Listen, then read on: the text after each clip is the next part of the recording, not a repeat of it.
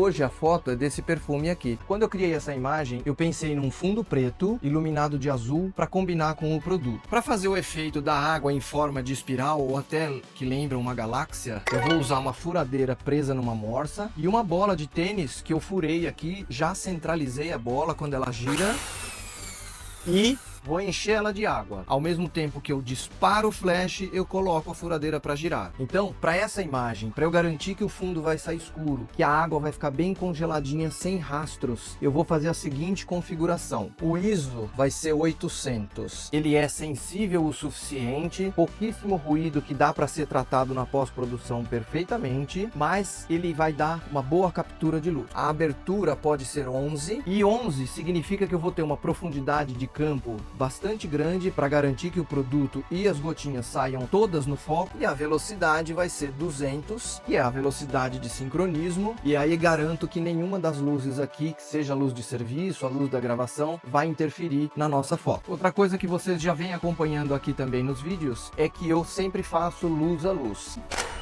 Bom esse azul, porque ele tira aquele preto total, mas ele não dá uma super iluminada. Neste momento eu vou posicionar a luz aqui da esquerda do perfume. Nós vamos precisar de um difusor grande e também de um strip haze, colocado um pouco de diagonal. Então agora eu vou fazer a foto.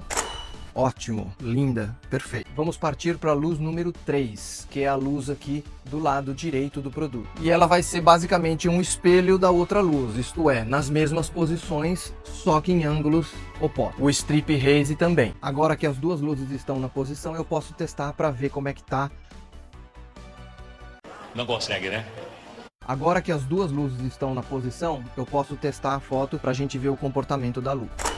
Olha aí que legal, a foto chegou perfeita, exatamente isso que eu quero. Só que vocês vão reparar que no vidro aparecem uns pontos amarelos. Esses pontos amarelos é a bolinha lá atrás. E agora é que vem a dica que vale um joinha aí e uma compartilhada no vídeo. Eu vou cortar exatamente o tamanho do perfume.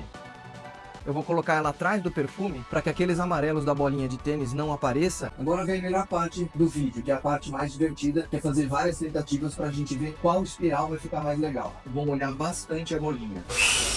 Não deu. Também não deu.